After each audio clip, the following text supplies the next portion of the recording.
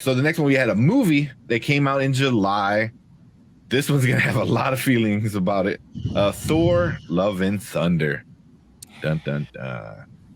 Zach, let you start off. It's a C. Okay.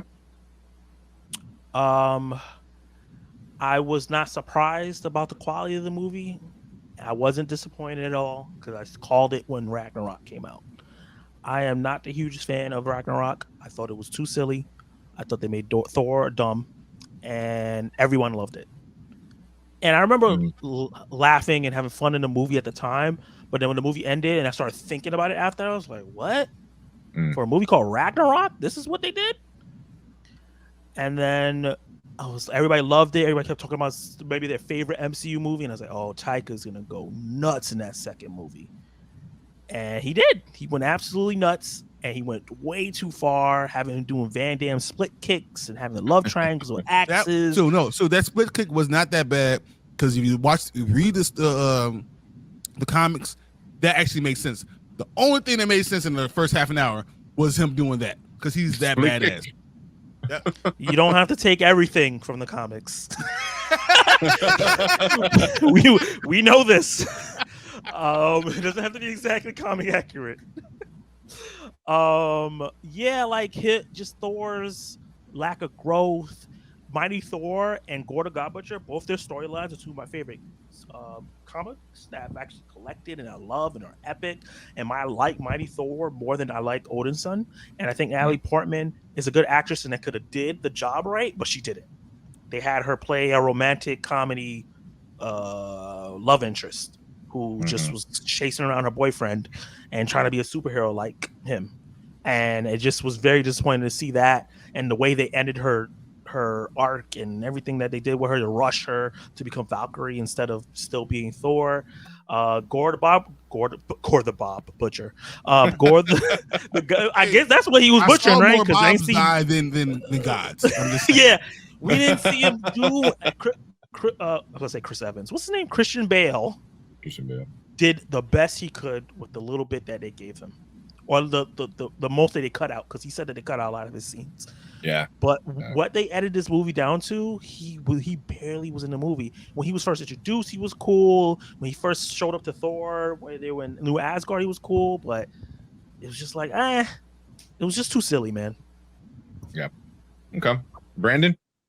So we went to real quick. So the Spoiler Kings, it was us and some of our family, and we went to go see it at a private theater. So that was kind of fun. So that might have played into a little bit of our feelings the first viewing, but yeah. So go ahead, Brandon. What you think? Sorry about that. I was thinking of to D, but I'm gonna be a little lenient on it, leave it at C as well. Okay.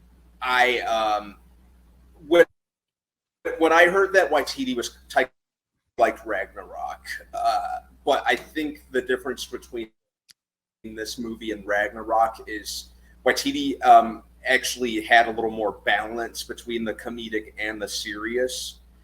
This time, what really didn't sit well with me is that every time something serious happened or every time something serious almost happened, Taika felt the need to undercut it with a screaming goat or some gag or some lame joke. And most of the humor this time for me didn't even land. Or he was shoehorning his Guns N' Roses hard on. You know, if he ran with yeah, that's why we're here, right?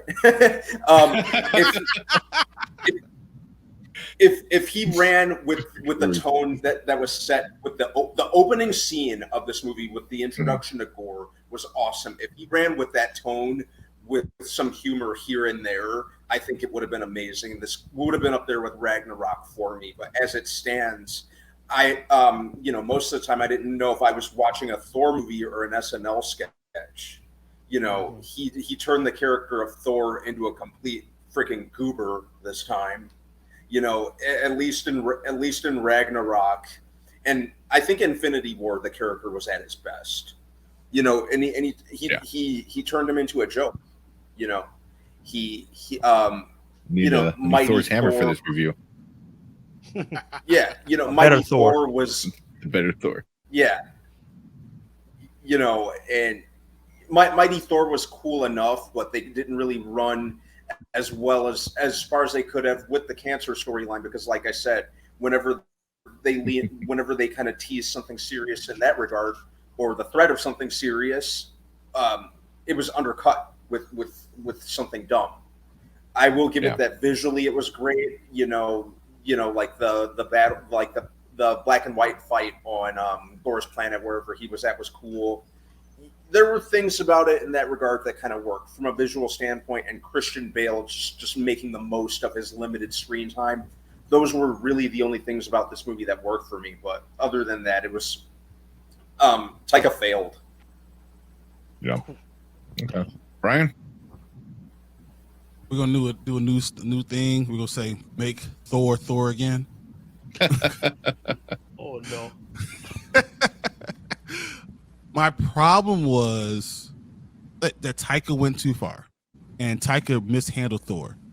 Yeah. And it's funny because I'm saying that because I feel like Taika saved Thor in Ragnarok, but then it's because I think Kevin Feige was holding on to the reins, right?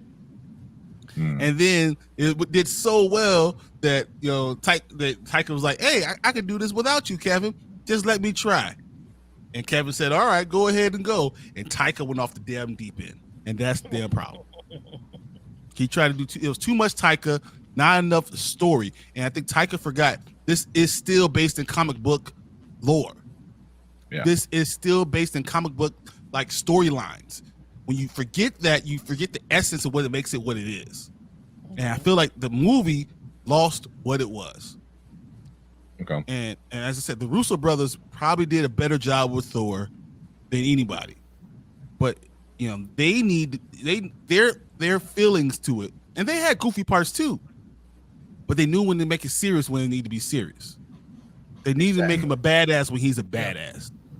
He needs to show they made Thor look like he's an idiot, and he's brilliant. He's been around for thousands of years.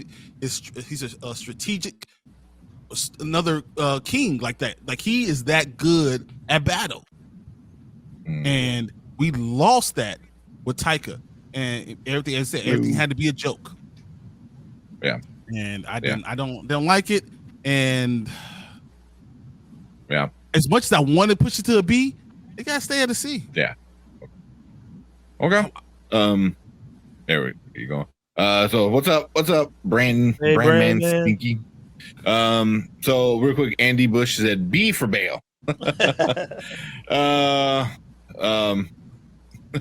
looks like Christian Bale in that picture. Yeah, Second greatest movie of all time. Yeah, we can talk about that later. Right now, we're trying to finish. We still got like 5 more movies.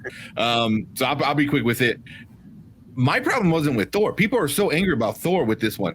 Every time it was time for him to be serious, he was serious. The problem was there's only like 2 times he needed to be serious in this. Then, because I was like, yeah, when there's the whole cancer thing, he got serious. At the end, it was stupid, but like, he understood like I need people to fight, so I'm going to give these kids power. That really wasn't a Thor issue. That was being stupid issue. But my biggest issue was Gore, the not God butcher, and Mighty Thor. I want to see Mighty Thor. Like we have a picture of what's her name, like floating in the sky, and it looks like she's getting transformed. We never got that, and I was waiting for that moment. I was waiting for that moment of her to like actually lift the hammer, and all we got was like a little zap, and then next thing you know, like she's been Thor for a while. So I don't know. Once again, so he focused on the jokes instead of focusing on the stuff we want. Gore, God butchering, Mighty Thor becoming Mighty Thor, and Thor becoming Thor Odin's son. That's what he was supposed to. That's what the movie was supposed to be. Those 3 things. Yeah. I mean, I'm cool with that. Like, I'm cool with how his story kind of ended. It just I wanted more chances for Thor to be serious, because like the only 2 times was the cancer scene and when he's standing in front of Zeus and telling Zeus, and then they even make that kind of, because Thor was serious in that moment. Serious. That wasn't even serious because they Thor was serious, but the scenario around it was serious. So it's like, oh, hey, here's this super serious thing, and around it is just clowns. You know, it's like it undercuts the seriousness of that moment. You know, so Thor was like, hey, we really need your help. We're all gonna die, and everyone's like, honking and jumping on pogo sticks and want to have orgies. But So can you not still think? I mean, no gore, no god butchering. But that's what I'm saying. Gore and Mighty Thor were Or should major have showed up letdowns. to that party and killed a couple people. Exactly, Yeah. and it would have 100%. changed everything. You led me exactly Yeah, where I you wanted know. to be. Do you not Yeah. understand? And Also, what was the point of him going there if he could change the kids to gods? Yeah. What the hell? So Yeah. they did the whole And Odinson then- thing without making him Thor Odinson. That's my problem. You just skipped over the whole storyline. Yeah. Yeah. Yeah. What you saying, Yeah, Brandon? There's a lot of issues. No, I was just gonna say you don't hire an actor of Christian Bale's caliber and then just waste him like that, just underuse him like that. I was so hyped at the prospect of him being in an MCU movie, and in addition to not giving Gore like a montage, at least one montage of him going from planet to planet, just taking out other gods. You just Yeah. Very cool Yeah. concept, not delivered.